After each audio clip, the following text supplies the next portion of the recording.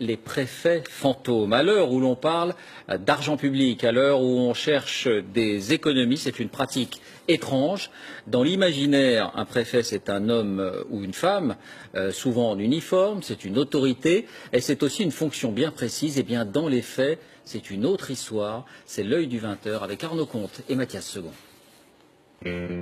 Pour vous et pour nous, un préfet, cela ressemble à ça. Un haut fonctionnaire au garde à vous, responsable de l'ordre public, en charge d'un département ou d'une région.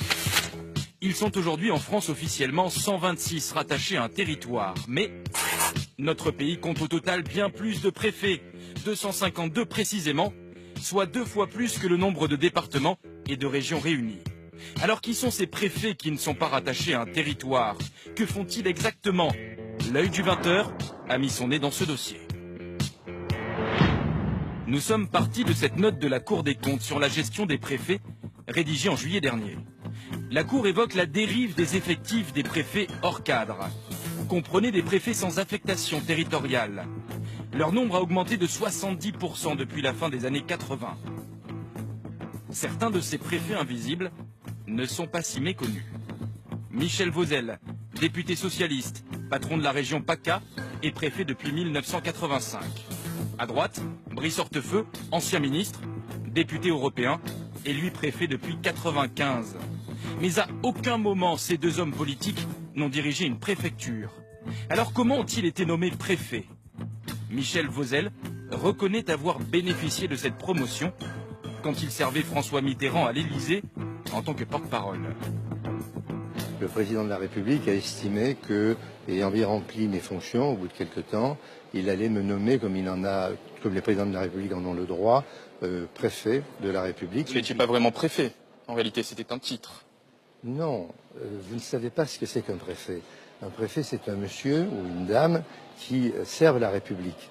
Et le porte-parole de la présidence de la République sert éminemment la République. Une promotion politique dont Brice Hortefeux a lui aussi bénéficié. Il était alors chef de cabinet de Nicolas Sarkozy au ministère du Budget. Brice Hortefeux nous a affirmé par téléphone que cette promotion était méritée, mais ne nous a pas accordé d'interview à ce sujet.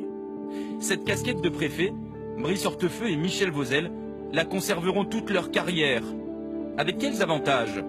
Michel Vauzel, par exemple, est âgé de 70 ans.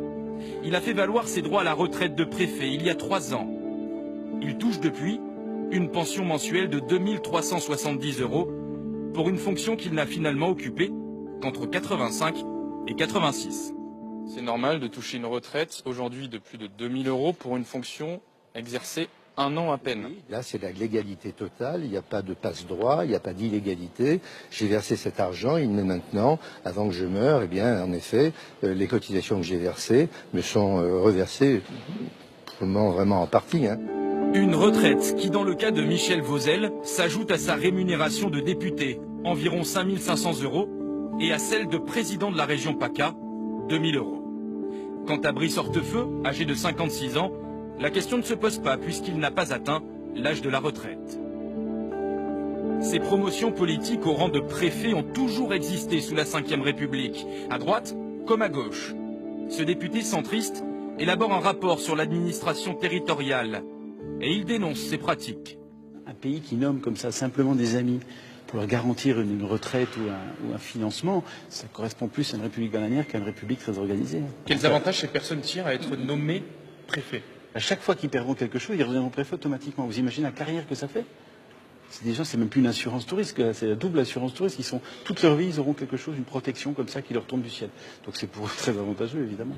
Nous avons donc bien compris. Être nommé préfet, c'est aussi la possibilité, en cas d'échec électoral, de retrouver un emploi et donc une rémunération. Petit rappel, un préfet gagne aujourd'hui entre 6 000 et 8 000 € net. Revenons au rapport de la Cour des comptes. Il s'interroge sur un statut particulier, celui des préfets en mission de service public. Mais qu'est-ce qu'un préfet en mission de service public? Pour bien comprendre, nous avons répertorié toutes les nominations correspondant à cette catégorie survenues les 3 dernières années. Quasiment toutes ces nominations sont en fait des promotions, des sous-préfets nommés préfets. C'est le cas notamment de l'ancien sous-préfet de Cherbourg, Yves Husson, 61 ans, promu préfet en janvier dernier, en charge d'une mission de service public relevant du gouvernement. Pour connaître sa mission exacte, nous avons joint le préfet Husson par téléphone au ministère de l'Intérieur et nous avons enregistré la conversation. Nous recherchons votre correspondant. Veuillez patienter quelques instants. Merci. Alors, je suis au cabinet de Bernard Cazeneuve. Au cabinet, d'accord. Et donc en charge de ce qu'on appelle dans beaucoup de ministères d'ailleurs, des affaires réservées. C'est-à-dire en réalité, derrière ce mot, se cachent les affaires du territoire d'origine, on va dire, du ministre. En clair, la mission de service public du préfet Husson consiste à faire le lien entre le ministre de l'Intérieur et sa terre d'élection. Vous êtes son secrétaire, plus en quelque sorte. Oui, si vous voulez, et peut-être pas un profil classique du corps préfectoral, quoi. Ça n'illustre pas vraiment ce qu'est le corps préfectoral, à mon avis. Pardonnez-moi sans vous faire injure, mais est-ce qu'on a besoin d'être préfet pour exercer ce poste-là? Non, c'est pour ça ça aurait pu être quelqu'un d'autre qui ne soit pas préfet, bien sûr. Nous nous sommes intéressés à un autre sous-préfet, nommé lui aussi préfet en charge d'une mission de service public en juin dernier. Alain Gérard, 62 ans, ancien sous-préfet de Calais, se félicitait dans la presse il y a 5 mois de cette promotion et de cette preuve de confiance. Mais pourquoi a-t-il été promu? Nous l'avons contacté et enregistré sa réponse. Je suis chargé de mission auprès du préfet de région Alsace. D'accord. Voilà. C'est-à-dire vous occupez de quoi? Écoutez, là pour le moment je suis à la disposition du préfet. Parce que vous n'avez pas de tâches affectées pour l'instant Je suis sur une mission, mais pour le moment je ne peux pas vous en dire davantage. D'accord. Au revoir. C'est donc un peu flou, mais le ministère de l'Intérieur nous a depuis précisé qu'Alain Gérard est chargé d'une mission sur le démantèlement des centrales nucléaires dans le Rhin supérieur.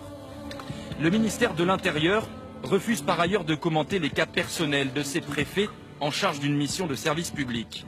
Mais nous avons été néanmoins autorisés à rencontrer l'un d'entre eux, aujourd'hui à la retraite. Ça va, vous êtes en avance?